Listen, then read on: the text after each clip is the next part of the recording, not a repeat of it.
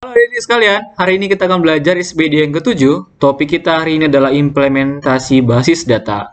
Implementasi adalah berarti penerapan basis data ke dalam namanya database dan tabel. Jadi gambar-gambar kita yang akan kita gambar sebelumnya, kita buat ke dalam bentuk tabel yang ada di dalam database. Nah, tahap implementasi basis data merupakan upaya untuk membangun basis data visi yang ditetapkan dalam memori schooner atau nama disk dengan bantuan DBMS yang kita pilih. Nah, tahap implementasi basis data ini yang telah selesai dibuat ke skema atau struktur basis data sesuai dengan DBMS yang dipilih. Secara umum, sebuah diagram IR akan dipresentasikan menjadi sebuah basis data secara fisik. Nah, sedangkan komponen-komponen diagram IR yang berupa himpunan entitas dan himpunan relasi akan ditransformasikan menjadi dalam bentuk tabel-tabel atau namanya file-file data yang merupakan komponen utama dalam pembentukan basis data. Kita akan lihat di sini varian entitas. Nah, varian entitas itu sudah saya jelaskan di pertemuan sebelumnya. Hari ini kita cuma mengimplementasikan, saya nggak akan jelaskan lagi apa pengertian dari jenis-jenis daripada varian entitas tersebut. Nah, yang pertama itu ada namanya strong entity set. Nah, kalau kita lihat di sini, ini ada entitas dosen. Nah, entitas dosen inilah nanti akan kita implementasikan sebagai nama tabel. Nah, saya buat sini berarti nama tabelnya adalah dosen. Nah, atribut-atribut ini yang bulat-bulat kecil ini ada KODOS atau kode dosen, ada NADOS dan ada ALDOS. Nah, inilah akan menjadi namanya field. Nah, jadi atribut-atribut yang ini itu akan menjadi field di sini. Ini lihat di tabel ini dia akan menjadi field. Ada 3 tadi atributnya, maka fieldnya nanti di dalam tabel juga ada 3. Nah, nama tabel itu diambil dari entitas ini. Kita buat lagi contoh berikutnya. Di sini entitasnya mahasiswa, berarti nanti nama tabelnya adalah mahasiswa. Nah, di sini atributnya ada 2, ada NIM dan ada nama. Nah, atribut ini nanti akan menjadi field di dalam tabel.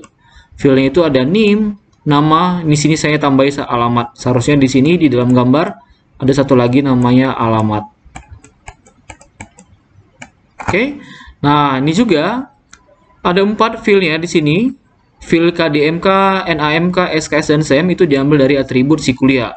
Nah, kuliah ini nanti kita terapkan atau kita implementasikan sebagai nama tabel. Namanya adalah kuliah. Yang kedua ada namanya subentitas. Nah, ini juga sama. Ada entitas dosen akan diuraikan menjadi 2. Ada entitas dosen tidak tetap dan ada dosen tetap. Nah, atribut-atribut ini itu juga yang akan kita menjadikan field. Sama dengan yang pertama tadi. Jadi yang pertama itu entitas dosen. Di sini tadi atributnya ada KDDOS dan nama DOS, ini saya tambahi ALDOS ini. Oke, baru yang kedua ada dosen tetap. Nah, dari sini. Dan yang ketiga di sini ada dosen tidak tetap. Jadi berdasarkan entitas, di sini entitasnya ada 3. Dosen, dosen tetap, dan dosen tidak tetap, maka nanti tabelnya juga ada 3. Nah, cara pengerjaannya sama dengan yang pertama tadi. Yang ketiga ada namanya varian relasi. Nah, varian relasi terdiri dari yang pertama itu adalah relasi tunggal. Nah, ini dia satu entitas. Entitasnya di sini dosen memiliki satu relasi dengan satu atribut. Di sini saya buat namanya nama dosen. Relasinya adalah mendampingi. Jadi kita buat sini berarti nama tabelnya sesuai dengan nama entitasnya itu adalah tabel dosen. Kemudian relasinya di situ yang kita hitung dari sini apa saja tadi atributnya. Ada di sini seharusnya saya tambahi, sini kurang ya. KDDOS, ada NADOS. Di sini juga tadi nggak ada, saya buat sini ALDOS atau alamat dosen, dan di sini ada KOASDOS. Oke. Maka di sini kamu boleh tambahi, contohnya di sini kita tambahi, di sini ada KOASDOS. Tambahkan satu lagi atribut ya. Di sini sesuai yang saya ketik di sini.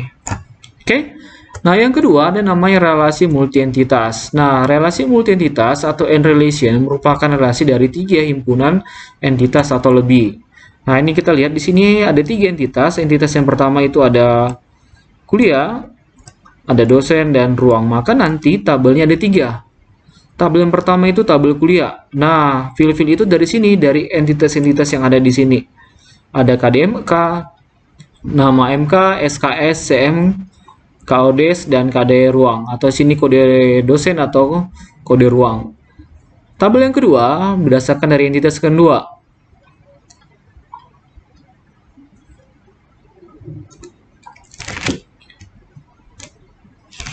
Oke. Nah, tabel yang kedua sini saya buat di sini bukan berdasarkan dari relasinya. Jadi relasi itu saya buat di sini berarti nama relasinya itu adalah tadi adalah pengajar atau jadwal. Ini kita lihat di sini. Yang ketiga ada namanya relasi ganda. Relasi ganda atau redundant relation merupakan relasi yang terjadi antara dua himpunan entitas, tidak hanya satu relasi, tetapi lebih dari satu relasi. Ini kita lihat contohnya. Nah, di sini ada tabel dari tabel dosen dari entitas dosen, dan tabel kedua itu berdasarkan dari relasi tersebut. Relasi di sini berarti adalah satu dosen menguasai banyak mata kuliah. Oke. Yang keempat ada namanya spesialisasi. Ini adalah merupakan proses dekomposisi dengan memecahkan satu kelompok entitas menjadi beberapa himpunan entitas yang baru, atau namanya proses top down atau dari atas ke bawah. Ini kita lihat nih contohnya sama seperti minggu lalu. Jadi dosen diuraikan jadi dosen tetap dan dosen tidak tetap. Sama kayak mahasiswa Medikom diuraikan menjadi ada jurusan, ada MI, ada KA, dan ada TK. Nah, tabelnya di sini bukan tabel mahasiswa ya. Saya salah buat di sini. Ini kita ganti, seharusnya ini tabel dosen. Sorry, saya silap membuat di sini.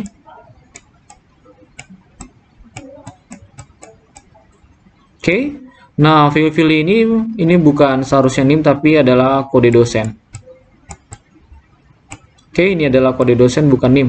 Ini kita ambil dari atribut yang ada di sini. Di sini saya nggak buat. Nanti kamu boleh tambah di catatan kamu. Yang kelima ada namanya generalisasi atau proses penyatuan beberapa himpunan entitas yang terpisah menjadi satu himpunan entitas, atau ini dari dari bawah ke atas. Ini kita lihat. Jadi contohnya ada mahasiswa D3, ada mahasiswa S1. Jadi kalau digabungkan mereka adalah jadi mahasiswa. Contohnya kalau di Medikom ada MI, ada KA dan TK. Mereka kalau di generalisasi menjadi mahasiswa Medikom. Oke, yang keenam itu ada namanya agregasi. Agregasi itu merupakan fenomena bahwa relasi terbentuk tidak hanya dari entitas tapi juga mengandung unsur yang lain. Ini kita lihat di sini gambarnya. Jadi di sini ada 3 tabel. Ada tabel nilai, ada tabel praktikum, dan ada tabel mengikuti. Nah, tabel nilai ini kita ambil dari namanya tabel mempelajari. Tabel praktikum dari sini. Oke, tabel mengikuti yang ini. Jadi tabel ini berdasarkan dari relasi-relasi yang dibuat. Jadi sini relasi ada yang pertama mempelajari atau tabel nilai, sini boleh kita ganti mempelajari. Tabel yang kedua itu mengikuti, dan tabel yang ketiga itu ada namanya praktikum. Oke, nah sekian penjelasan kita hari ini. Silakan kamu simak video berikut. Kamu catat, apabila ada pertanyaan kamu boleh tanya saya dalam chat WA. Selamat belajar.